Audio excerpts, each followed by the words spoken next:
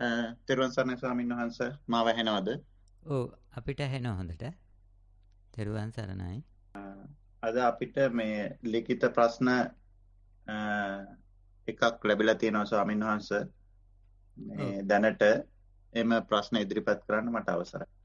හොඳයි. මම හිතන්නේ මේ ප්‍රශ්නේ ඉදිරිපත් කරලා තියෙන්නේ මේ ලතා රාජපක්ෂ කියලා නෝන කෙනෙක්. මේක මේ ෆෝවර්ඩ් කරපු ඊමේල් එකක්. ඒක නිසා මේ ඊමේල් එකෙන් තමයි ඇවිල්ලා තියෙන්නේ. අගෝස්තු 27 තෙරුවන් සරණයි. ගෞරවනීය ස්වාමීන් වහන්ස සක්මන කොටස සක්මන දවස ආරම්භ කරන ප්‍රියතම අංගය බවට පත්වී ඇත. ඒ නිසාම පුරුදු වේලාවට තෝරාගත් ඉඩට පැමිණි විට નિરાයසයෙන්ම සක්මන කෙරෙන ස්වභාවයකට පත්ව ඇත. සිත ප්‍රබෝධමත් බවකින් වූ අතර සක්මන දෙස දුරස්තව බලමින් ඇවිද්දෙමි. අවසාන භාගයේ සිතුවිලි මතුවීමද විටක ඒවා සමග යම් දුරකට පැටලී යාමද එසේ වන විට සිතේත් මුහුණේත් ස්වභාවයක් සියුම්ව වෙනස් වන හැටිද සතියට හසු විය. ඒ නිසා ඒවායෙන් මිදී නැවත සක්මට සිත පැමිණීමද નિરાයාසයෙන්ම සිදුවිය. පැයක් පමණ කාලයක් සක්මන් කළෙමි. සක්මන කොටස අවසానයි ස්වාමීන් වහන්සේ. ඔව් මේකේ මේ අර සක්මනේ ඒ මූල කර්මස්ථාන ගෙවිලා ගිහිල්ලා හොඳට මනස ඒකත් එක්කම ඉන්න පුළුවන් හැකියාවක් දියුණු වෙලා තියෙනවා. සතිමත්ව ඉන්න පුළුවන් හැකියාවක්. ඉතින් එතකොට අර ගෙවිලා යනකොට ස්වභාවය තමයි අපේ අර සිතේ ඔය යට වෙලා තියෙන දේවල් ටිකෙන් ටික එළියට එන්න ගන්නවා. එතකොට ඔය මේ සිතිවිලි ඒ වගේ දේවල් එන්න පුළුවන්. එතකොට අර Tamanට ඉස්සරහින් කණ්ණාඩියක් ඇල්ලුවා වගේ Tamanගේ ස්වභාවය තමයි පෙන්වන්න ගන්න ඔය ඕක. ඉතින් අර සක්මන ඉබේ වෙන මට්ටමට ආවට පස්සේ තමයි ඒක සිද්ධ වෙන්නේ. අපි මුලින් පටන් ගන්න ඔය සංස්කරණය කරලා Taman මම කරනවා කියලා. ඒක පස්සේ ටිකක් මමෙක් නැතුව ඉබේ සිද්ධ වෙන තත්ත්වෙට යන්න පටන් ගන්නවා. ඉතින් ওই මට්ටමේදී ඔය සිතවිලි එහෙම ආවම පොඩ්ඩක් බලන්න මේ කොහොමද ඒ සිතවිල්ලකට ගියොත් සිතවිල්ලෙන් ඉඳන් කොහොමද Tamanට ඇවිදින එක පේන්නේ කියලා. එහෙම බැලුවොත් තේරෙයි මේ කය ඇවිදිනවා Tamanගේ කිසිම බලපෑමක් නැතුව. එතන මමයක් නැහැ මොකක්වත් නැහැ. Tamanගේ කිසිම මෙහෙයීමක් නැතුව කය හොඳට ඇවිදිනවා. ඒ අරමුණත් Tamanට පේනවා කයේ කිසිම මේ ගැටලුවක් වෙලා නැහැ මේ සිතවිල්ලක් ආවා කියලා. ඒ ඇවිදින එක දැනගන්න Tamanට බාධාවක් වෙලත් නැහැ. ඒකෙන් තමයි ටිකෙන් ටික විශ්වාසය එන්නේ මේ බාහිර අරමුණු ආවට එහෙම Tamanගේ තියෙන මේ සත්‍යමත් බව එහෙම කැඩෙන්නේ නැහැ. එහෙම නැත්නම් බාහිර අරමුණු ඇවිල්ලා ගියාට ඒවා අපි ওই විදියට අල්ල බදාගත්තේ නැත්නම් නැවත එන්න පුළුවන් කයට කිසිම ගැටලුවක් නැතුව අර gedara ටිකෙන් ටික gedara එන්න පුළුවන් කියන විශ්වාසය. එහෙම නැත්නම් මේ මොන දෙයකට ගියත් මොන බාහිර දේවල් ආවත් තමන්ගේ gedarat එක්ක තියෙන සම්බන්ධය නැති වෙන්නේ නැහැ කියන විශ්වාසය තමයි ටිකෙන් ටික එන්නේ. එතකොට ඕක ඉතින් ටිකක් එන්න ඔය සක්මනත් එක්ක දිගට ඉන්න පුළුවන් වෙන්න. ওই විදිහට තමන්ගේ සම්බන්ධය කැඩෙන්නේ නැතුව දිගට පවත්වන්න පුළුවන් වෙනකොට මේ ටිකක් ওই පාළු ගති, කම්මැලි ගති එහෙම එන්නත් පුළුවන්. ඒවා ආවට මොකද ඔය විතක්ක ਵਿਚාර සංසිඳිලා ටිකක් කාය සංස්කාරات සංසිඳිලා අපේ අරමුණ එහෙම නැත්නම් මූල කර්මස්ථානේ එන්න සංසිඳනකොට තැම්පත් වෙනකොට මූල කර්මස්ථානේ ගොරෝසුවට අහුවෙන්නේ නැති වෙනකොට ටිකක් විඥාණයට ඉන්න බැරි වෙනවා. විඥානේ සාමාන්‍යයෙන් ඔය යට ඉඳන් මෙහෙවන එකක් කරන්නේ විඥානේ. ඒතකොට විඥානේ පුළුවන් තරම් බලන්නේ ওই වගේ එක එක දේවල් සිතිවිලි ගෙනල්ලා හෝ යම් දේවල් වලට ඇදලා ගන්න ඒකට උවමනාව. මොකද ඒක කැමති නෑ උතන ඉන්නවට ඒකට පය ගහ ගන්න තැනක් නැති වෙන විඥාණයට. එහෙම නැත්නම් මමයට ඒක ඇහැ ගහගෙන දැනුවත්ව දිගටම කරගෙන යන්න තියෙන ඔය යන විදිය හොඳයි.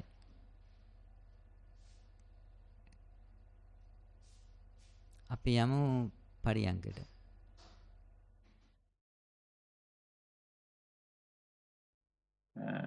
සක්මණෙන් පසු පර්යංකයට ඉඳගතිමි. සතිමත් වූ විට ඊතා සියුම්ම වැටෙන හුස්ම දැනුනි. ඊතා සියුම් සීතල ස්පර්ශයක් ලෙස ආශ්වාසය දැනුනි. ප්‍රශ්වාසය නොදැනෙන තරම් වූ අතර තියුණු සතියකින් බලන විට සියුම් උණුසුමකින් හුස්ම පහළට යනු දැනුනි. පසුව වෙනසක් නැති තරමට හුස්ම සියුම් වූ අතර එය යම් අභ්‍යන්තරයේ සිදුවන සියුම් චලනයක් පමණක් විය. එය ඇත්තටම සිදුවනවාද නැත්නම් විමසිලිමත්ව බලන නිසා දැනෙනවාද යන්න පැහැදිලි නැති විය. දල්වාගත් මනස පැතිරෙන ස්වභාවයක ඊතා අවිධිමත්ව පැවතුණි. පර්යංකයේ වැඩි කාලයක් මේ ආකාරයෙන් ගත වුණි. එය ප්‍රසන්න අත්දැකීමක් විය. විනාඩි 50ක් පමණ පර්යංකයේ ගත කෙලෙමි. ස්වාමීන් වහන්සේට තෙරුවන් සරණ පතමි. ඔය පර්යංක කොටස අවසන්යි. සක්මනේ අත්දැකීම එහෙමම පරියන්කටත් ඇවිල්ලා තියෙනවා. ඒ හා සමානවම මේ පරියන්කෙදිත් අර අරමුණ මූල කර්මස්ථානෙ ගෙවිලා ගිහිල්ලා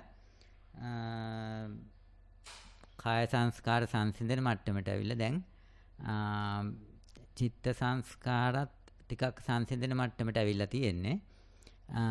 එතකොට සිද්ධ වෙන්නේ ওই අර අරමුණ අහුවෙන්නේ නැතුව කියලා ගොරෝසුවට අහුවෙන්නේ නැතුව ගිහිල්ලා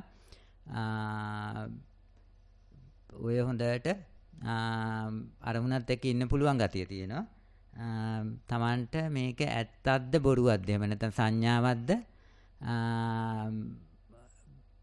ඇත්තටම තමන් හුස්ම ගන්නවද කියලා තමන්ට මේ හිතා ගන්න බැරි වෙනවා. මේක මවාපෑමක්ද හිතෙන් මවුපේකක්ද ඇත්තක්ද කියන එක.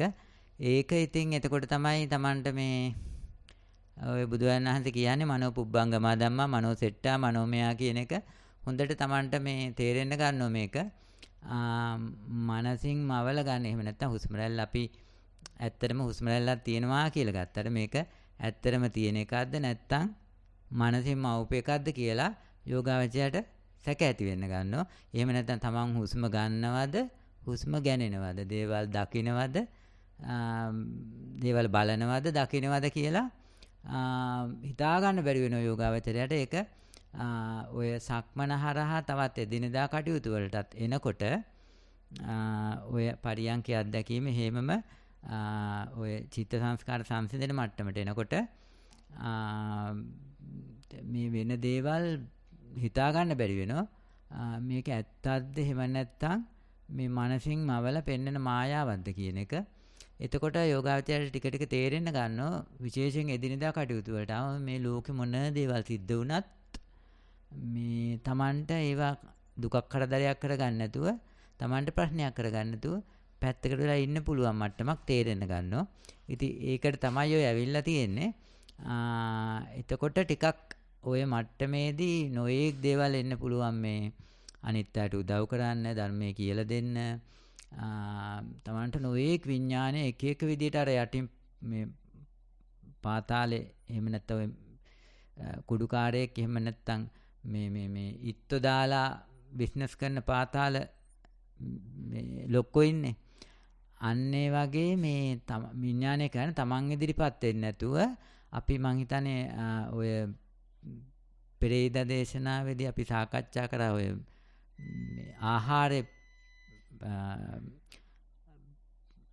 ආහාරය අවබෝධ කරන එක. ඒකෙදිත් අපි සාකච්ඡා කරා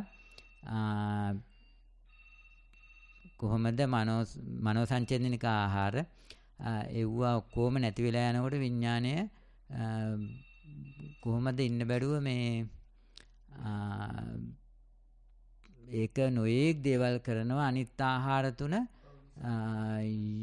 මේකට යොමු කරන්න හදනවා අනිත් ආහාර තුන කොහොම හරි කුප්පවලා මේ විඥානේ කොහරි පය ගහ ගන්න හදන්නේ. දැන් උතෙන්දි සිද්ධ වෙන්නේ ඔහොම යන්න විඥාණයට පය ගහ ගන්න තරක් නැති වෙනවා. ඉතින් ඒක නිසා එයාට ඕන කොහොම හරි මම ඉස්සරහට ඇවිල්ලා මොනවා හෝ දෙයක් කරන්න. අන්න ඒ தත්ත්වය දැනුවත් ඒකට ඉඩ දෙන්නේ නැතුව ওই මට්ටමේ හෝම යන්න අරින්න නොඑක් දේවල් කරන්න කියලා හිතේ Tamanට නොඑක් දේවල්ට ඉදිරිපත් වෙන්න කියලා හිතේ. ඒක නිසා යම් දෙයක් ඇහුණට බීඩෙක් වගේ දේවල් දැක්කට අන්ධෙක් වගේ Taman නොඑක් දේවල් වලට දක්ෂ වුණාට නිකන් කොන්දපාන නැති කෙනෙක් වගේ ওই විදියට මේ ස්වභාවය දැනට ඇවිල්ලා තියෙන එක දිගටම පවත්වාගෙන යන්නයි තියෙන්නේ. එහෙම නැත්තම් වෙන්නේ අර මම ඉස්සරහට ඇවිල්ලා ලොකු වෙලා නැවත ඔය කෙරෙන මට්ටම නැති වෙලා කෙරෙන දේ දිහා බලන් ඉන්න මට්ටම නැති වෙලා තමක් කරන මට්ටමට යනවා. ඒක නිසා ওই தත්ත්වය හෝමම පුළුවන් ද බලන්න.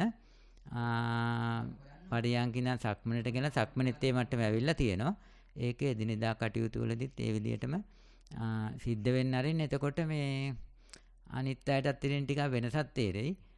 වටේ ඉන්න අයටත් මේ මනුස්සයන් මොනවා කිව්ව මොනවා කරත් ගාණක් නැහැ.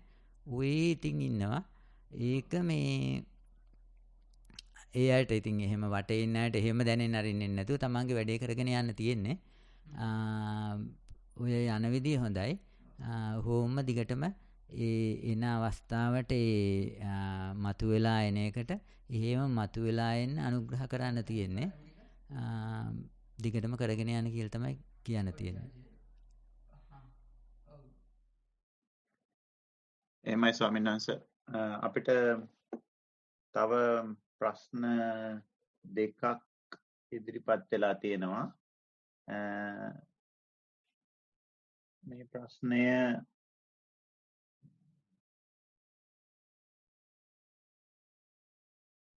සිත්මි කියලා දුවක් 5 years old අවුරුදු 5යි. මේක ඉංග්‍රීසියෙන් තියෙන්නේ මම ඉංග්‍රීසි භාෂාවෙන් ඉදිරිපත් කරන්නම්. Mindful walking.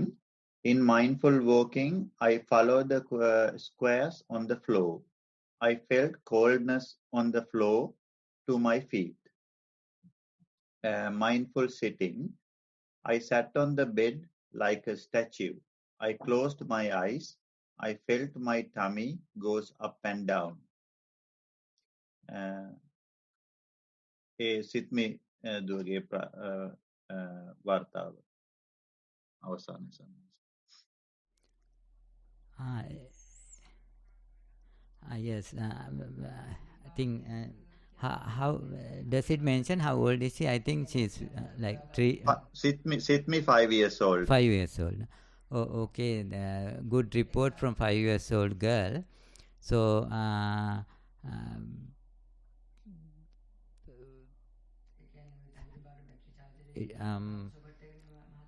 so she can experience this like coldness and this what she experienced when walking, like feet touching the ground, all this. So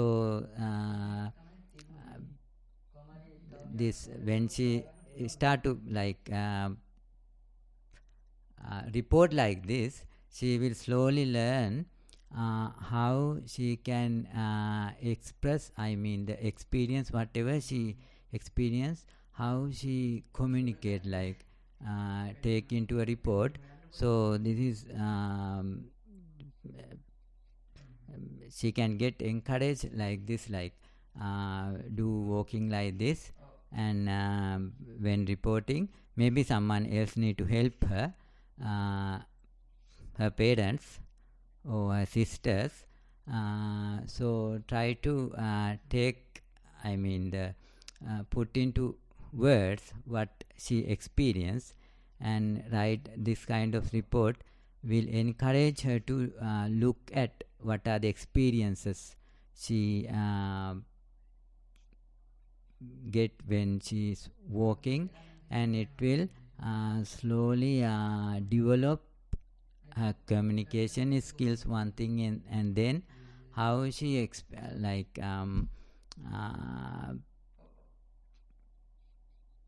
stay in the present moment.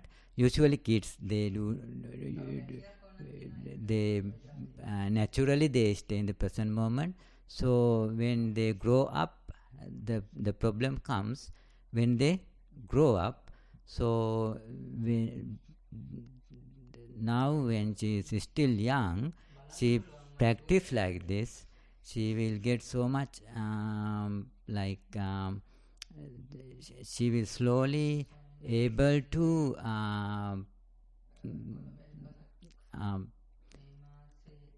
see the value of staying the present moment. So this is something very good, so please continue like this.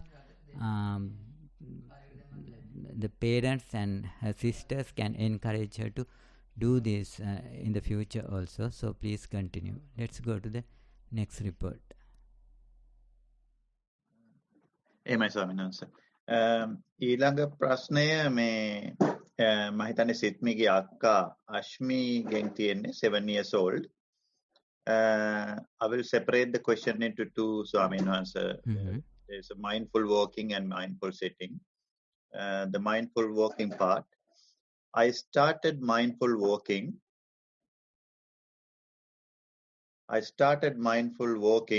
on the halfway inside my house. I walked freely 4 laps and started walking mindfully. I felt dust particles touching both my feet. I also felt the coldness of the tiles. Only little bit of my arch touched the ground. No distractions. That's the end of a mindful walking bit. No distraction is something good. That means when usually kids say no distraction, it doesn't mean that they do not have any distractions, but it is just that their mind, they know how to maintain the mindfulness with the walking or sitting, whatever it is. So this is a positive indication. When they say that there's no distraction, it doesn't mean that they do not see anything, they do not hear anything, they do not experience any other thing, but they know how to maintain the awareness or maintain the mindfulness with their primary object. Here it is walking. So this is positive indication or positive way that look at the experience. We usually get distracted when we try to reject those external objects or the things come from the surrounding, like we walk, then we hear sound or whatever it is. When these things comes, if we don't know how to maintain awareness with the primary object, like how we not break our connection with the primary object, then they feel it's like they get distracted. So here when she say no distraction, that's mean she's while there are a lot of things happens in the surround, she is still be able to maintain her mindfulness with the walking. So this is something like how we look at the external objects. It's depend on how we take it to be. Like if we start to reject it, if we take it to be a trouble or disturb, then it comes to disturb us. If we do not take it as a trouble or disturb, then it cannot disturb us, those other objects. So this is good thing, so please continue like this. එහෙමයි ස්වාමීන් වහන්සේ. තව ප්‍රශ්නයක් අපිට ලැබිලා තියෙනවා මේ chat section එකේ. මට පොඩ්ඩක් දෙන්න ස්වාමීන් වහන්සේ ප්‍රශ්නය. මට ප්‍රශ්න කියවන්න අවසරයි ස්වාමීන් වහන්සේ. හොඳයි. අවසරයි ගෞරවනීය ස්වාමීන් වහන්ස. වීතික්‍රමණ කෙලෙස්, පරිවුට්ටාන කෙලෙස් සහ අනුශය කෙලෙස් වල වෙනස්කම් පැහැදිලි කරන මෙන් ගෞරවයෙන් ඉල්ලා සිටිමි. තෙරුවන් සරණයි මෙත් සිතිනි. වීතික්‍රමණ කෙලෙස් කියලා කියන්නේ අපි සාමාන්‍යයෙන් සීලයක පිළිටන්න කලින් අපේ කයේ වචනෙන් විශේෂයෙන් කායද්්වාරයෙන් සහ වචනයෙන් සිද්ධ වෙන කෙලෙස් එහෙම නැත්නම් අපේ ශික්ෂාපද කැඩීම එහෙම නැත්නම් සරලව කියනවා නම් අපේ අතින් මේ තමන්ටත් අනුන්ටත් කයෙන් වචනයෙන් යම් අපහසුතාවයන්ටපත් වෙන විදිහට එහෙම නැත්නම් අපි සාමාන්‍යයෙන් කියන්නේ ශික්ෂාපද කඩනවා කියලා පරිසරයේට තමන්ගෙන් සිද්ධ වෙන ඝර්ෂණය එහෙම නැත්නම් අපි දන්නේ ඉන්න තැන මේ පරිසරයට ගැළපෙන විදිහට ඝර්ෂණයක් ඇති නොවන විදිහට ඉන්න. ඒකට අපෙන් යම් යම් ඝට්ටනයන් සිද්ධ වෙනවා. නොගැළපෙන දේවල් සිද්ධ වෙනවා. අන්න ඒව තමයි බොහෝම සරලව කියනවා නම් වීතික්‍රම මට්ටම කියලා කියන්නේ තමන්ගේ තියෙන කෙලෙස් කය වචනය හරහා එළියට එනවා. එතකොට අපි යම් සීලයක පිහිටියම අපි අදිෂ්ඨාන කරගත්තා මෙන්න මේ දේවල් කියන්නේ සමාජ සම්මුති ටික කඩන්නේ නැහැ කියලා. අදිෂ්ඨානයක් කරගත්ත ගමන් සිද්ධ වෙන්නේ මේ අර ටික එළියට යන්නේ නැති වෙනකොට එහෙම නැත්නම් දැන් කාමේ නම් කාමේ නැති වෙනකොට ඇතුලේ කාම සංඥා එහෙම නැත්නම් අපි කියමු අපිට කවුරු හරි බැන්නා කියලා. අපි බැනලා අපි අනිත් පැත්තට බැන්නොත් අපිට ඒක ගැටලුවක් නැහැ. අනික් කෙනාටත් හොඳට බැන්න නම් ඒ තරහ එතනම එළියට යනවා. දැන් සිද්ධ වෙන්නේ අපි වීතික්‍රමණය කරන්නේ අදිෂ්ඨාන කරගන්නෝ මේ කයෙන් වචනෙන් මේ ඔය කියන වැරදි ටික කරන්නේ කියලා. අන්න එතකොට මේක ඇතුලේ ගොජ දාන්න ගන්නවා. එතකොට ඒ සංඥා එන්න ගන්නවා. සීලයක පිහිටි ගමන් සිද්ධ වෙන්නේ ඒක. එතකොට අපි හුඟක් වෙලාවට ගන්න ඒක ප්‍රතිපදාවේ දියුණුවක් විදියට නෙමෙයි. ඇත්තටම අපි මේ සීලයක පිහිටලා කයින් වචනෙන් වීතික්‍රමණය කරන්නේ නැති නිසා තමයි එව්වා එහෙමම අර දැන් කාමය නෑ කාම සංඥා විදියට කලින් වීතික්‍රමණය කරපු දේවල් එහෙමම ඒ ගැම්මට ඇතුලේ ගොජ දාන්න ගන්නවා. ඉතින් ඒකට තමයි පරිඋට්ටාන කෙලස් කියලා කියන්නේ නීවරණ. ඉතින් මේ නීවරණ මට්ටමේදී යෝගාවචරය දැනගන්න ඕන ටිකක් හරි මේ අමාරු වෙනවා මේවා අපි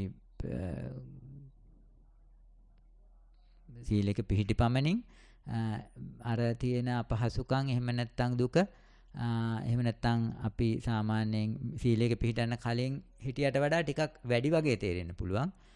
දැන් කලින්ට හිටියට වඩා මේ සීල් සමාදන් වෙන වෙලේ ඊටත් වඩා දුක වැඩි වෙලා වගේ එකක් Tamanට තේරෙන්න ඉඩ තියෙනවා. ඉතින් එතකොට කවුරු හරි ගුරුවරයෙක් ඉඳලා පෙන්නලා දෙන්න ඕන. මේක මේ ප්‍රතිපදාවේ නරක පැත්තට යaman නෙවෙයි දියුණුවට ආපු දෙයක්. සීලයක පිහිටි නිසා ඒ ටික සිද්ධ වුණේ. එහෙම නැත්නම් ඕක මේ අපි එකින් එකට වීතික්‍රමණය කර කර්ම රැස් කර උයි ඉස්සරහට යනවා. ඉතින් ඒක නිසා මේ පරිඋට්ටාන මට්ටමට ආවට පස්සේ බුදුන් වහන්සේ කියනවා ඒ සීලයක පිහිටි කෙනාට උත්තනින් ඉඳන් ඕක ඕම අමාරුයි. ඒක නිසා ඔය හතර වටෙන් එන කෙලස් ටික එහෙම නැත්නම් පරිඋට්ටාන කෙලස් ටික පරිඋට්ටාන කෙලෙස් විදියට එන්නේ අපි අල්ලගන්න දේවල්. එහෙම නැත්නම් අපි ප්‍රතික්ෂේප කරන දේවල්. රාගය, දේශය ওই වගේ දේවල්. එතකොට අන්න ඒ බාහිර ඔය අල්ලගන්න අරමුණු හරහා ওই විදියට කෙලෙස් එන හින්දා කියනෝ එක අරමුණක් එහෙම නැත්නම් එහෙම කෙලෙස් ඇති කරන්නේ නැති, රාගය, දේශය ඇති කරන්නේ නැති එක අරමුණක් ඔය ලෝකේ තියෙන අනිත් සේරම අතහැරලා එකක් තෝරගන්න කියනවා. එතකොට අපි කරන්නේ කයේ අරමුණක් එහෙම කෙලෙස් ඇති කරන්නේ නැති අරමුණක් තෝරගෙන ඒකත් එක්ක පුළුවන් තරම් ඉන්න උත්සාහවත් වෙනවා. එහෙම ඉන්නකොට වෙන්නේ ඔය ටිකෙන් ටික තමන්ගේ අර අරමුණත් එක්ක ඉන්න හුරු වෙනකොට තමන්ගේ සංස්කරණය කරන ගතිය. එහෙම නැත්නම් ඔය වචී සංස්කාර, කාය සංස්කාර සංසිඳිලා තමන්ගේ මේ අර තෝරගත්ත මූල කර්මස්ථානයක් සංසිඳිලා ගිහිල්ලා කරන ගතිය නැති වෙලා වැඩේ වෙන්න ඇරලා බලන් ඉන්න ස්වභාවයකට එනවා. අන්න එතකොට තමයි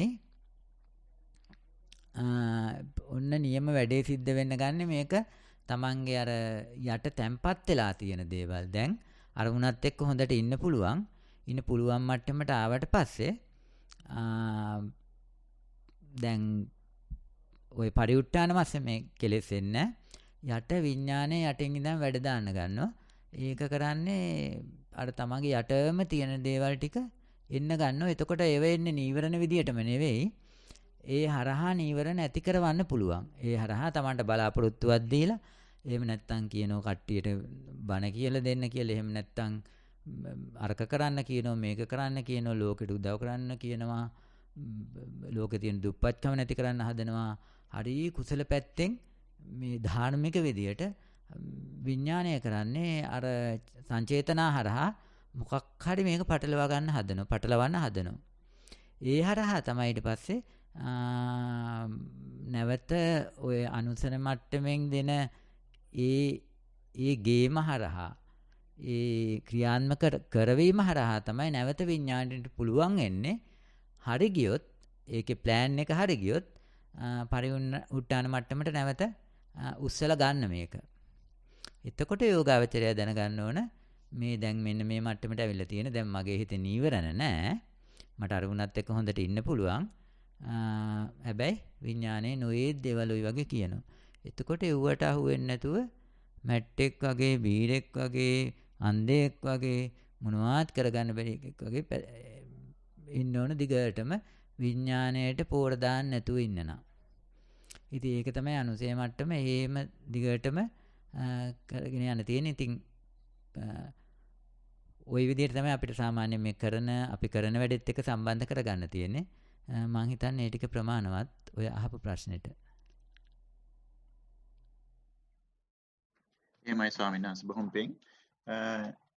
ඊළඟ ප්‍රශ්නය මේ අපිට මෙල්බර්න් වලින් මේ ඥාන කියලා මේ මහත්මයාගේ මේ ප්‍රශ්නය යොමු වෙලා තියෙන්නේ. කමඨහන් වාර්තාව. ගරුතර ස්වාමීන් වහන්සේට පළමුව නමස්කාර කරමි. සතිමත් සක්මන. පියවර 40ක දුර ඇති සිමෙන්ති පොළොවේ සක්මන සඳහා ඉඩක් සොයා ගතිමි. අද දින ගොරෝසු මේස් කුට්ටමක් පතුල වැසෙනසේ ඇඳගෙන සක්මන ආරම්භ කෙරුවෙමි. අවුව වැටි ඇති කොටසේ පොළොවේ උණුසුම් බව මේස් තුලින්ද පාදයට දැනුනි. එසේම ගරාජයේ ඇතුළත පොළොවේ සීතල ගතියද පතුල් වලට ස්පර්ශ විය. මෙම අත්දැකීම විඳිමින් දිගටම ඇවිද ගියමි. එවිට කකුල්වල මාංශ පේශී ඇදී යන බවත්, හන්දි වලින් නැමෙමින් දිගහරමින් කකුල් ක්‍රියා කරන ආකාරයද අත්දැකීමි. පාද දෙසම සිත යොමා සිටි බැවින් බාහිර සිතුවිලි පැමිණ අරමුණට බාධා කළේ නැත. ටික වේලාවකින් කිසිම විධානයක් නැතිව කය තමාම මෙහෙයවාගෙන ඉදිරියට ඇදෙනු පිටස්තරයෙකු ලෙස මම බලා සිටියෙමි. මෙසේ සක්මන සම්පූර්ණ කරද්දී අවට පවතින තද සුළඟේ ගොරහැඩි නාදය පමණක් සවනට යොමු විය. සක්මනේ කොටස අවසානයේ සම. ඔව් ඒක හොඳට සිද්ධ වෙලා තියෙන. මම දැන් කියන්න විශේෂ දෙයක් නැහැ. සැක ඇති වෙච්ච ගතියකුත් නැහැ. හොඳට කරගෙන යනවා. ඒ විදිහටම දිගටම කරගෙන යන්න කියලා අපි ඊළඟ කොටසට යමු. පර්යංක භාවනාව කොටස. පර්යංකයේ සඳහා සක්මනට පසුව සතුටු සිතින් වාඩි වූයෙමි. වාඩි කරවා ඇති කය දෙස බලා සිටිද්දී හුස්ම ප්‍රකට වන්නට විය. කෙටි හුස්ම රැල්ලක් ඇතුල් වූයේ නාස්පුඩු හා පපු පෙදෙස පුරවාගෙනය. ඊට පසු හුස්ම පිට වී ගිය අතර එහි කෙළවර දක්වා සිහිය පිහිටවීමට හැකි විය. කෙළවර දක්වා හුස්ම දැක ගැනීමට හැකි වූ අතර හුස්ම ගෙවී යනු බලා සිටියෙමි. ටික වේලාවකින් කිසි දෙයක් නොදැනී ගියේය. එසේ කොතරම් වේලාවක් සිටියේදැයි දැනගත්තේ දැස ඇර බැලූ විටය. වාර්තාව එපමණයි. ඔබ වහන්සේට තෙරුවන් සරණයි. ඥානා මෙල්බර්න්. ප්‍රශ්නය අවසానයි ස්වාමී. ඔව් ඒක මේ අර හුස්මත් එක්කම දිගටම ඉන්න පුළුවන් වෙලා තියෙනවා. හුස්ම ගෙවිලා යනකම් ඒක දියුණු ස්වභාවයක්. එතකොට ඒකේ දිගටම ওই විදියට හුස්මත් එක්කම ඒ කියන්නේ හුස්ම කෙලවර දක්වා ওই විදියටම සිහිය පිහිටවන්න දිගටම උත්සාහ වෙන්න. එතකොට උත්සාහවත් වෙන්න. එතකොට ටිකක් අර හුස්ම දෙක අතර එහෙම නැත්නම් ප්‍රාශ්වාසය සහ ආශ්වාසය අතර තියෙන හිඩස Tamanට තේරෙන්න ගනි. එතකොට ඔය කියපු විදියට ඒ හිඩස දක්නා සුළුව ওই විදියට දිගටම කරගෙන යනකොට ඒ අර හිඩසේ ඇවිල්ලා දිගටම එහෙම නැත්නම් ඒ හිස්තනත් එක්ක ඉන්න පුළුවන් කාලය ටික ටික වැඩි වෙන. එහෙම නැත්නම් හිස්තන දීර්ඝ වෙන එක වෙන වගේ තමයි Tamanට තේරෙන්නේ. ඒකට ඒකත් එක්ක හොඳට ඉන්න පුළුවන් වෙලා තියෙනවා ඒ ස්වභාවයත් එක්ක. එතකොට අර Tamanට අරමුණ ගෙවිලා ගිහිල්ලා ඒ ස්වභාවයත් එක්ක හොඳට ඉන්න පුළුවන් ওই මට්ටමට එනකොට ඉතින් ඒක නැවත නැවත ඒ කියන්නේ ওই ස්වභාවය නැවත නැවත ලැබෙන විදියට Tamanගේ ඒ දිගටම කරගෙන ආපු කාලසටහන කඩන්න නැතුව දිගටම කරගෙන යන්න තියෙන්නේ. ඒ අත්දැකීම ඒක හොඳ පැත්තට ගිහිල්ලා තියෙන්නේ. ඒක නිසා මේ ඒ නැවත නැවත ওই දේ සිද්ධ වෙන්න යමක් කරන්න ඕනද ඒකට කරන්න ඕන අනුග්‍රහය තමයි දැනට දිගටම කාලසටහන කඩන්න නැතුව සක්මන් පරියන්ක ওই විස්තර කරලා තියෙන විදිහට දිගටම කරගෙන යන එක. ඒක කියන වශී කරගන්නවා කියලා ඒ ස්වභාවය. එහෙම නැත්නම් නැවත නැවත එළඹිලා එතෙන්ට පහසුවෙන් යන්න පුළුවන් විදියට අපි එදිනෙදා ජීවිතය හදාගන්නවා. කාලසටහන දිගට කරගෙන යනවා. ඒ විදිහට අනුග්‍රහ කරන්න ඕනේ. එතකොට ඊට වඩා ඉක්මනට ওই ස්වභාවයට එන්න පුළුවන් වෙයි. ඊට පස්සේ සිද්ධ වෙන්නේ කොහොමද ওই ස්වභාවයම සක්මනේ Tamanට අත්දකින්න පුළුවන් වෙයි. ඊට වඩා පොඩ්ඩක් වෙනස් වෙලා. ඒ කියන්නේ පරියන්ක විදියටම නොවෙන්න පුළුවන්. නමුත් යම් මට්ටමකින් ওই ස්වභාවයේ සක්මනේ අත්දකින්න පුළුවන් වෙයි. එතකොට ඒ හරහා තමයි සක්මන හරහා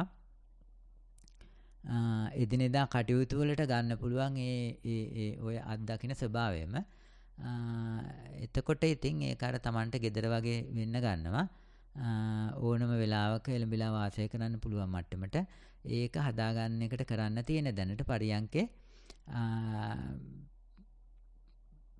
නැවත නැවත ওই විදියට සිද්ධ වෙන්න ඇරලා බලාපොරොත්තු වෙන යනව නෙවෙයි. ඒක ওই මට්ටමට යන්න යම්කිසි අනුග්‍රහයක් කරන්න ඕනද අන්නේ අනුග්‍රහය කරලා තමන් බලාගෙන ඉන්න තියෙන්නේ. එතකොට වැඩේ සිද්ධ වෙයි. ඒ විදියට කරගෙන යන්න කියලා තමයි කියන්න තියෙන්නේ.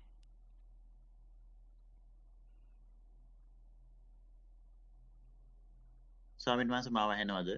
ඔව් දැන් ඇහෙනවා. හොඳයි. තව ප්‍රශ්න දෙකක් ලැබිලා තියෙනවා ස්වාමීන් වහන්සේ මට. එකක් මගේ ප්‍රශ්නයක්.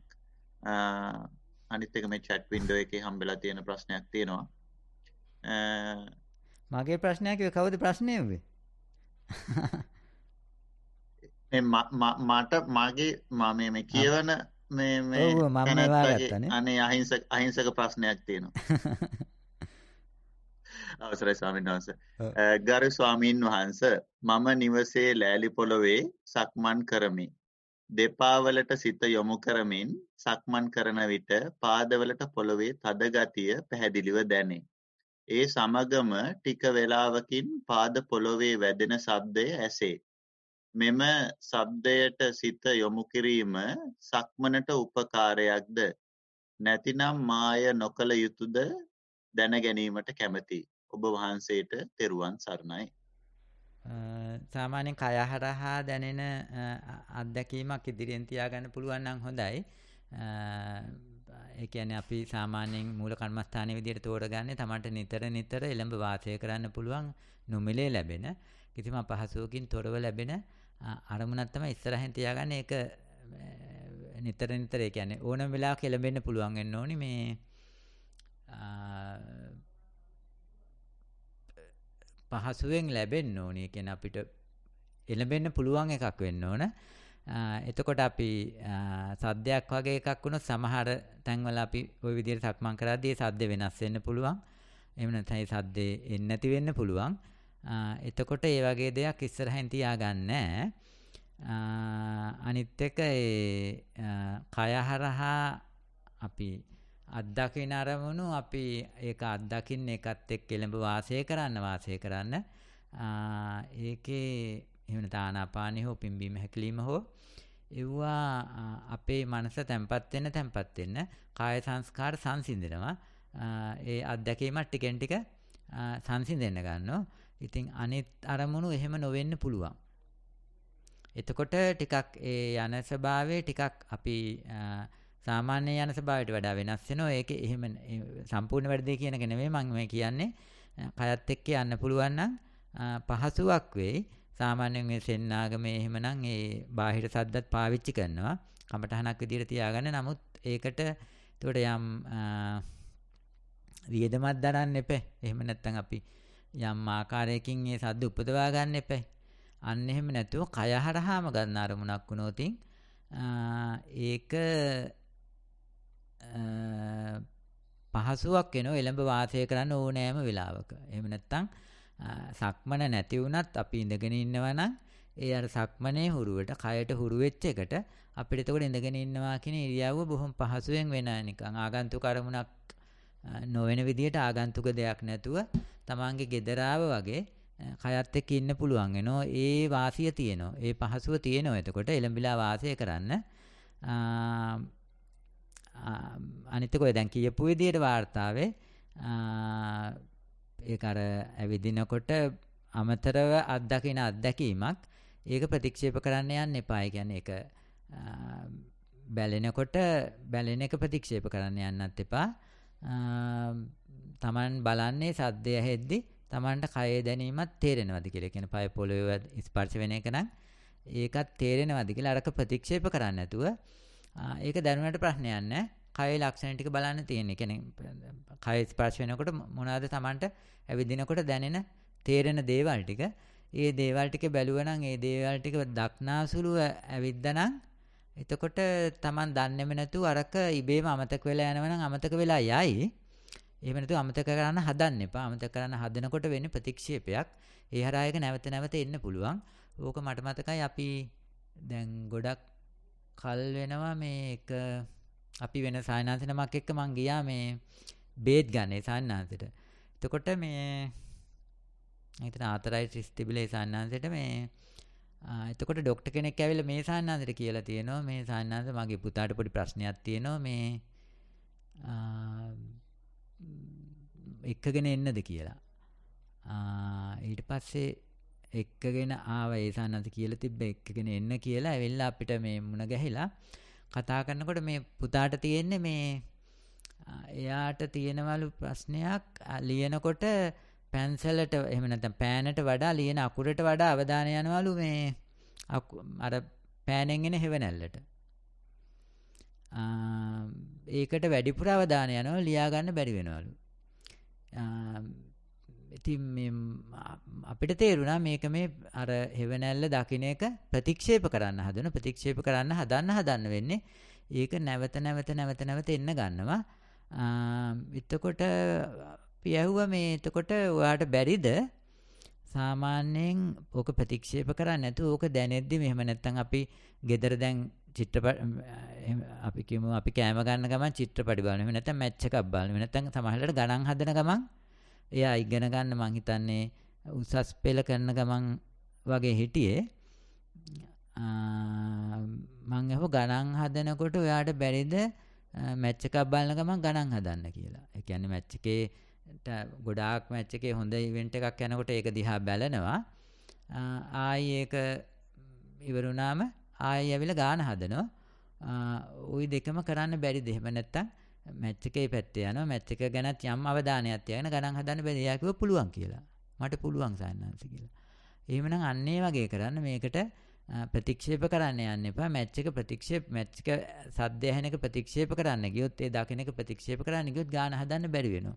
ඔයගේ දැන් අදහස තියෙන්නේ මේ වෙලාවට ගාන හදන එකත් හදනවා. ඒ ඇසි මැච් එකත් යනවා. ඒකත් පුළුවන් නම් බලනවා. මේකත් හදන ගමන් මැච් එකත් බලනවා. එතකොට ප්‍රශ්නයක් වෙන්නේ නැහැ.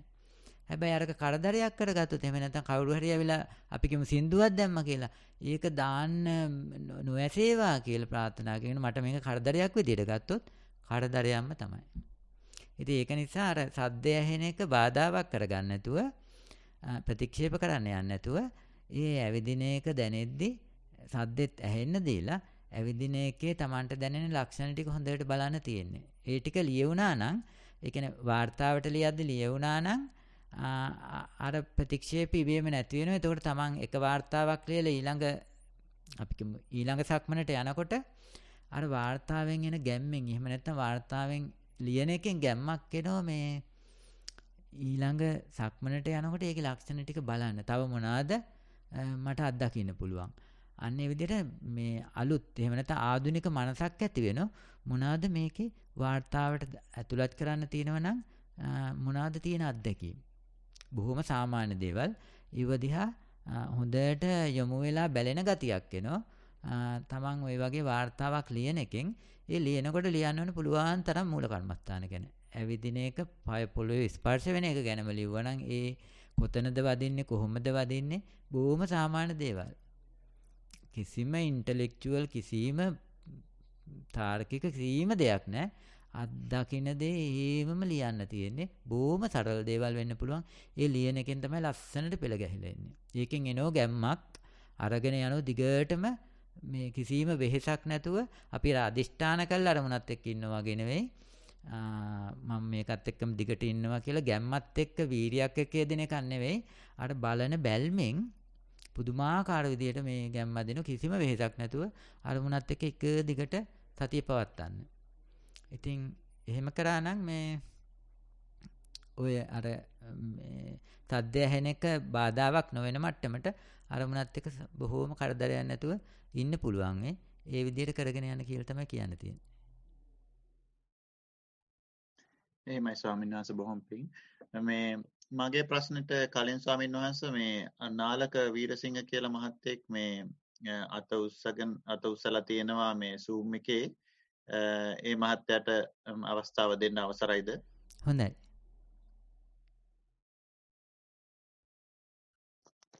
බොහොම ස්තුතියි. නාලක මහත්තයා ඔයාගේ ප්‍රශ්න අහන්න. හරි, තෙරුවන් සරණයි. අපි හඳුරුවේ මේ සක්මන හොඳින් කරගෙන යනවා. දෙපා වලට සිහිය තියාගෙන ස්පර්ශය දැනෙනවා. අර ලොකු ස්වාමීන් වහන්සේ දේශනා කරන වගේ gediya පිටින් වගේ යන දැනීමක් දැනෙනවා මට. එතකොට කය නිකන් ඉදිරියට යනවා වගේ හොඳින් දැනෙනවා. හැබැයි අපි හැමදෙට මේ දවස් 3-4ක් ඉඳන් මේ නිකන් කොච්චරවත් මේ නිදිමතක් එනවා හැම වෙලේම මේ භාවනාවට ගියාමත් පරියන්කයට ගියාමත් මේ වෙලාවෙත් මේ එදිනදා ජීවිතයේ සතියෙන් ඉඳ උත්සාහ කරනවා මම ගොඩක් වෙලාවට මේ නිද්‍රාශීලී ගතියක් එනවා මට තේරෙන්නේ ඒක මේ ඒකට මොකක් ඒ කියන්නේ භාවනාවේ ස්වභාවයක්ද කියන්නේ මනස නිකන් හැකිලිලා මොකක්ද මට තේරෙන්නේ නැති අන්නේ ඒක ස්වභාවයක්ද මේ භාවනා කරන හින්දා එහෙම ඇති වෙන්න පුළුවන්ද කියලා අපි හැමදෙන්නේ සමා වෙලා මට ඒක පොඩ්ඩක් පහදලා දෙන්න. ඔව් ඒ නිද්‍රාශීලී ගතිය තියෙනකොට දැන් Taman සංසන්දනය කරාම මහත්යට කලින් දැන් ඔය භාවනා කරන කලින් නිද්‍රාශීලී ගතිය තිබ්බේ නැහනේ. එතකොට අනිත් පැත්ත සංසන්දනය කරොත් කොහොමද රාගය, ද්වේෂය මේ පැත්තයි දැන් ස්වභාවයයි සංසන්දනය කරොත් කොහොමද කියන්න වෙන්නේ? අපි හැමදෙරේ රාග, ද්වේෂ යටපත් වෙලා වගේ තියෙනවා. හැබැයි මේ මම ලුකුහන් ස්වාමීන් වහන්සේගෙන් ඇහුවා මේ එකපාරට මතුවෙනවා ද්වේෂයක්. ඒක හරියනවා. ඒක ආයේ දවස් 5කින් 6කින් එහෙම එන්නේ. එකපාරට ඒක ලුකුවට මතුවෙනවා. රාගෙත් ඒ වගේ මේ නිද්‍රාශීලී ගතියක් දැනෙනවා මට අනිත් හැම වෙලේම. හොදුත් දැන් භාවනා කරන්න ගියාම කැමැත්තෙන් යනවා. මං අහන්නේ එතකොට නිද්‍රාශීලී ගතිය තියෙනකොට අපිට මොන ගතියාවත් ඒක දිගටම තියෙන්නේ නැහැ. වෙලාවකට ඒක හොඳට එනවා, ආයි වෙලාවකට නැති වෙනවා, නැති වෙලා අර ඇවිස්සෙනවා. එතකොට මං අහන්නේ නිද්‍රාශීලී ගතිය ගැන අහන්නේ. අන්නේ නිද්‍රාශීලී ගතිය තියෙන වෙලාවට අර වගේ අනිත් වෙලාවට වගේ රාගය, දේශය තියෙනවද නැත්තම් නැද්ද? නෑ. එතකොට නෑ. එතකොට අන්න ඒක බලන්න මේ ඒ සංසන්දනය තමයි අවශ්‍ය වෙන්නේ කියන්නේ. එතනින් තමයි Tamanට ධනාත්මක විදියට ප්‍රතිපදාව ඉස්සරහට යනවා කියලා තේරෙන්නේ. ඒ මනසේ ස්වභාවය තමයි ඔය රාගයේ දේශේ නැති වුණ ගමන් ඒක රාගයේ දේශේ තියෙනවා නම් මනස හොඳට පිබිදිලා තියෙනවා. අපි ඒකයි ඔය අරමුණු පස්සේ හඹාගෙන යන්නේ. අපි ජීවිතේ අරමුණු පස්සේ හඹාගෙන යන්නේ තියෙන කම්මැලිකම නැති කරගන්න. එපා වෙන ගතිය නැති කරගන්න. කොරෝනා කාලේ ගෙදරට වෙලා හිර වෙලා හිටියනම් තේරෙන්නේ නැති කොච්චර එපා වෙනවද සතියක් මොකුත් නැතුව ගෙදර ඉන්නකොට. අන්නේ එපා වීමත් එක්ක වෙන වෙන අරමුණු හොයන්නේ නැතුව ඒ එපා වීමත් එක්ක ඒකටම සතිමත් වෙලා ඉන්න පුළුවන් නම්. එහෙමයි. අන්න ඒක තමයි ප්‍රතිපදාව. අපි දැන් මොකක් හරි ඔය කෙලෙක්ස් නැති අරමුණක් එහෙම නැත්නම් උපේක්ෂා සහගත අරමුණක් අරගෙන ඒකත් එක්ක ඉන්න වෙන්නේ අර කලින් වගේ අරමුණු වලට පැන හිත කුප්ප ගන්න ගතිය නැති වෙනවා. රාග දේශ ඇති වෙන එක නැති වෙනකොට වෙන්නෙම කම්මැලි වෙන එක. කම්මැලිකම එන්නේ විඥාණයට යටින් විඥානේ කැමති නැහැ කෙලෙස් නැතුව ඉන්න. එතකොට නිකන් අපිට දෙනව හැඟීමක් මේ පිරිස අතරට ගියා නම් හොඳයි. මොනවා හරි දෙයක් දකින්න තිබ්බනම් හොඳයි. මොනවා හරි ෆිල්ම් එකක් බලන්න සින්දුවක් අහන මොනවා හරි දෙයක් කරන්න ඇතුලේ නිකන් මේ ඩ්‍රයිව් එකක් තියෙනවා. ඒ හරහා තමයි ඔය නිකන් එපා වීම එන්නේ. කම්මැලිකම එන්නේ. ඒ හරහා කියනවා මොකක් හරි කරන්න කියලා. ඉතින් ඒකට ඉඩ දෙන්නේ නැතුව ඔය කම්මැලිකමේදී හේව මේකත් එක්ක ඉන්න උත්සාහවත් වෙන දැනගන්න අරමුණ අතාරින්න එපා. දැනගන්න මේක ප්‍රතිපදාවේ දිනුවක් කියලා. ඒක තමයි දැනගන්න තියෙන. තමන් හොඳට විමසලා බලන්න මේ කම්මැලිකම තියෙනකොට රාගේ නැහැ. කම්මැලිකම තියෙනකොට ද්වේෂේ නැහැ. ඒක තමයි ප්‍රතිපදාවෙන් ලැබිච්ච ඵලය. එතන ප්‍රතිපදාවක යෙදිච්ච නිසා මූල කර්මස්ථානක ඇසුරු කරගෙන හිටිය නිසා තමයි අපිට මේ වගේ නික්ලේශී ස්වභාවයක් එහෙම නැත්නම් රාගදේශ නැති ස්වභාවයක් ඇවිල්ලා තියෙන්නේ. ඒක ආරම්භයේදී දැනෙන්නේ කම්මැලිකමක් විදියට, එපා වීමක් විදියට, මහා මූසලකමක් විදියට. මොකද හිත කැමැතිම නැහැ එහෙම ස්වභාවයක ඉන්න. ඒකට ඕන කුප්ප ගන්න. ඒ කුප්ප ගන්න තියෙන ඌමනාව තමයි අනිත් පැත්තට කම්මැලිකමක් විදියට එන්නේ. අන්නේ කුප්ප ගන්න තියෙන ඌමනාව නැති වෙලා යනකොට ඒ සංසන්දනෙත් එක තමයි මේක එපා වීමක් විදියට දැනෙන්නේ. මොකද අපිට අර බාහිර අරමුණු වල රසයක් තියෙනවා. අන්නේ රසයට සාපේක්ෂව තමයි එහෙම නැත්නම් තමන්ගේ තියෙන යට තියෙන කාමයට තියෙන කැමැත්තට සාපේක්ෂව තමයි ඔය නීරස ගතිය එන්නේ එපා වීම. අන්නේ කාමයේ ඕමම ඉඳලා ටික ටික සංසිඳනකොට ඔය වර්තමාන මොහොතේ රසයක් දැනෙන්න ගනි. ඒකට ඔකත් එක්කම ඉඳලා ඕම ඕක යන්න අරින්න ඕන. ඉතින් පැවිද්ද කියන්නේ ඕක තමයි. අපි ওই වගේ මොකක් හරි අපිට දැන් පැවිදි වුණාම ඔය ගිහිව ඉන්නෝ වගේ නෙවෙයි මේ විශේෂ දේවල් නෑ, අලුත් දේවල් නෑ. අලුත් දේවල් නෑ, අරමුණු මාරු වීමක් නෑ. එතන හැමදාම එකම ජීවිතේ කුටි හැමද ගන්න ඔය මොනවා හරි ටිකක් කරනවා, දවස ගෙවෙනවා. හැමදාම එක විදියට. එතකොට ඉතින් වෙනෝ එපා වීමක් ඒකම තමයි අපි ඔය අපිට එහෙම පැවිදි වෙන්න බැහැනේ. අපි එතකොට කරන්නේ අර ඒ පරිසරය හදාගන්න මූල කර්මස්ථානයක් ඉස්සරහින් තියාගෙන පුළුවන් වෙලාවට උත්සාහවත් වෙනවා. ඒකේ ඉන්න සිද්ධ වෙන්නේ ওই වගේ එපා වෙන එක. එතකොට ඒක ප්‍රතිපදාවේ දියුණුවක් විදියට දැනගෙන ඒක අනුග්‍රහ කරන්න තියෙන්නේ. එහෙම එන වෙලාවට තමයි ඇස්පිය වෙන්න වගේ එනවනම් අන්නේ එන එක බලන්න කය හරහා Tamanට ඒක කොහොමද තේරෙන්නේ කියලා. ඒ සංවේදනාවලට හොඳට සතිමත් වෙන්න එක සැරේට නිින්ද යන්නේ නැහැ. පරියන්කේ නිින්ද ගියත් පරියන්කේ ආවොත් ඒ නිින්ද ගියත් එක සැරේට නිින්ද යන්නේ නැහැ. ඒ නිින්ද යන කලින් එනවා ලක්ෂණ ටිකක් මතුවෙලා අන්නේ ටිකට හොඳට සතිමත් වෙන්න තියෙන්නේ. ඒ කයට කොහොමද දැනෙන්නේ, මූණට කොහොමද තේරෙන්නේ, එහෙම කියලා ඒ ටික බලන්න. ඒකත් එක්ක එහෙම යන්න නිින්ද යන එක හොඳයි රාග දේශ ඇවිල්ලා කුප්ප ගන්නවට වඩා. ඒක නිසා ඒකට අනුග්‍රහ කරන්න ඒක නරකක් විදියට, දෝෂයක් විදියට ගන්න එපා. ප්‍රතිපදාවේ දියුණුවක්. ඒක නිසා ඔක කොහොමම වෙන්න අරින්න දිගටම. එහෙම තේරුම් ගන්නයි. ඔව්.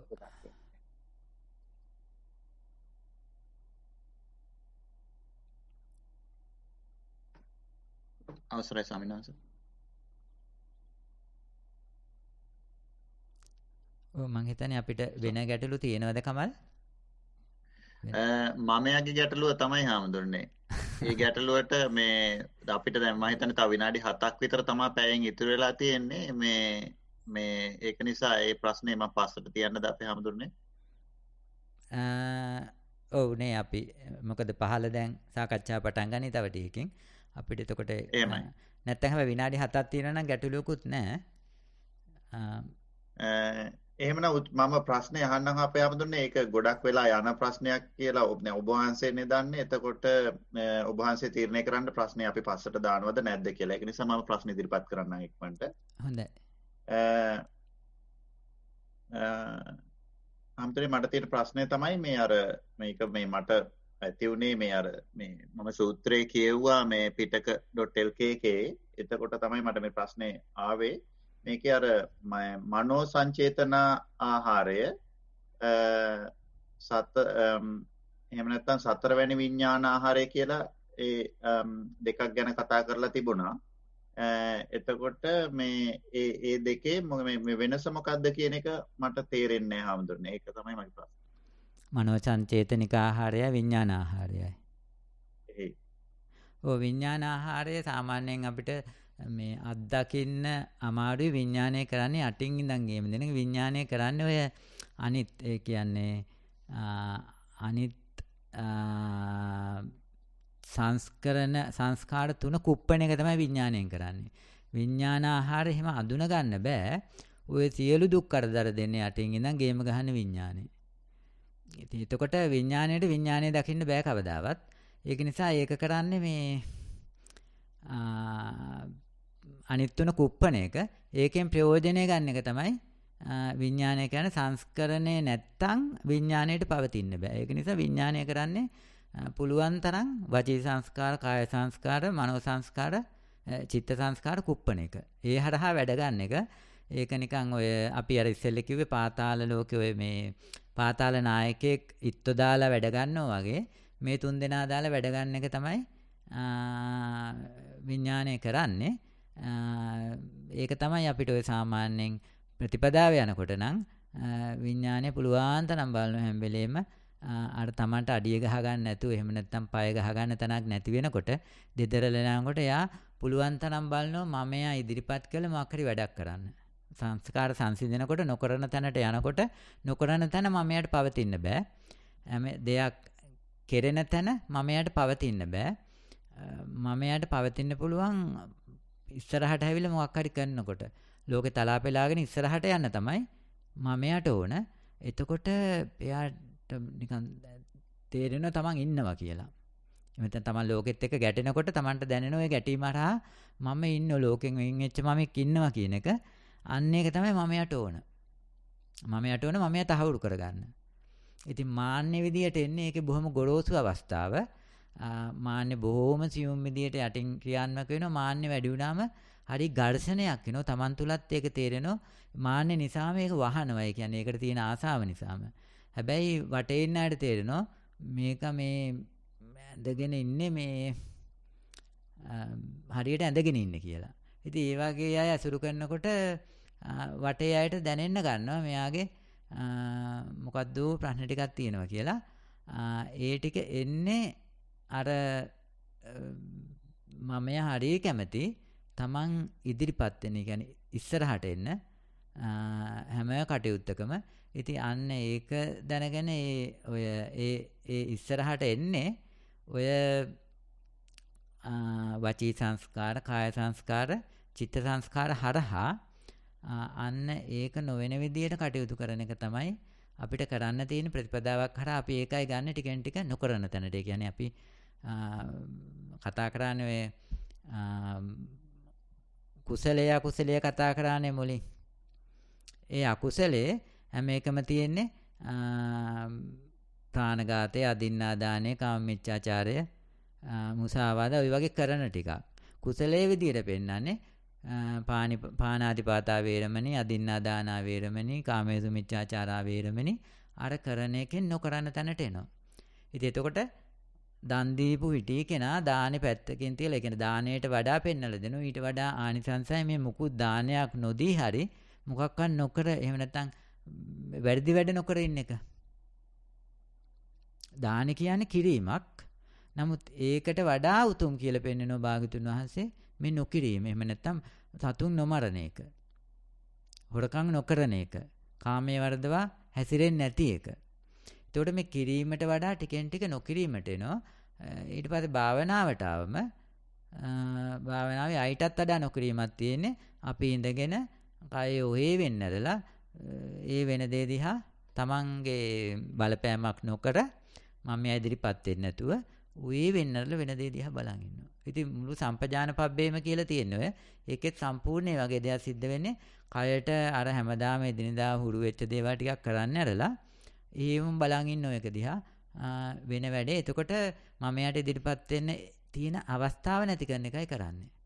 එතකොට ඒක සිද්ධ වෙන්න නම් හොඳ ටිකක් යම් මට්ටමක සතියක් එහෙම නැත්තම් හුරු කරගෙන ඉන්න ඕනේ. එහෙම නැත්තම් ඒ කියන්නේ අරමුණක උපේක්ෂා රසයක් තියෙන අරමුණක ටිකක් ඉන්න හුරු කරගන්න පුළුවන් මට්ටමට ආවට පස්සේ තමයි ඕක ටික ටික ඉස්සරහට යන්නේ. එතකොට ඔය දෙකේ වෙනස තියෙන්නේ මනෝ සංචේතනිකා කියන්නේ අපි ඔය නොයෙක් දේවල් කරන්න චේතනා කරන එක. අරක කරනවා මේක කරනවා වගේ ප්ලෑන් ගහන්නේ. අන්න ඒ දේවල්. ඉතින් ඒක කරවන්නේ විඥානය හරහා ඒ ප්ලෑන් ගහලා නැති වුණ ගමන් හරි එපා වෙනවා. මූසල වෙනවා. තනිකමක් දැනෙනවා. නිකන් දෙදරල ගියා වගේ වෙනවා. ඉතින් ඒකට හේම වෙන්න ඇරලා විඥාණයට පොර දාන්න නැතුව තමන්ගේ වැඩේ කරගෙන යන්නයි තියෙන්නේ. ඉතින් ඒක තමයි අපේ කරන වැඩේ සම්බන්ධ කරලා ඒකට උත්තරයක් දෙනව නම් කියන්න තියෙන්නේ. එහෙමයි ස්වාමීන් වහන්සේ බොහොම පිං. මේ අපි ඔබ වහන්සේගේ කාලය මැනීම මේ ඉස්තරම් කියලා කියන්න ඕනේ. මේ බොහොම පිං මේ ප්‍රශ්නෙට පිළිතුරු සැපෙව්වට මේ අපි මේ ඕස්ට්‍රේලියාවේ බලවත් උදවිය පැත්තට මාරු කරනවා රාජිකා අංගම්පොඩි මහත්මියට පාරයි. තෙරුවන් සරණයි ස්වාමීන් වහන්සේ. තෙරුවන් සරණයි. බොහොම ස්තුතියි කමල් මහත්මයා ප්‍රශ්න ඉදිරිපත් කරාට මේ වැඩසටහනට ප්‍රශ්නෝත්තර වාරයට පැමිණි ගෞරවනීය ස්වාමින් වහන්සේට දෙපා නැමද අපි අපේ ස්තුතිය පළ කර සිටිනවා ස්වාමින් වහන්සේ. මම හිතන්නේ අපි දැන් මේක නවත්තන්න ඕනේ ලොකු ස්වාමින් වහන්සේගේ වැඩසටහන ආරම්භ කරන්න. ලොකු සානදී පල්ලෙහාට ගියා මේ තව චුට්ටක් වෙලා යයි. හරි අපි එහෙනම් නවත්වමු මෙතනින්. සියලු දෙනාටම තෙරුවන් සරණයි. සාදු සාදු සාදු සාදු සාදු සාදු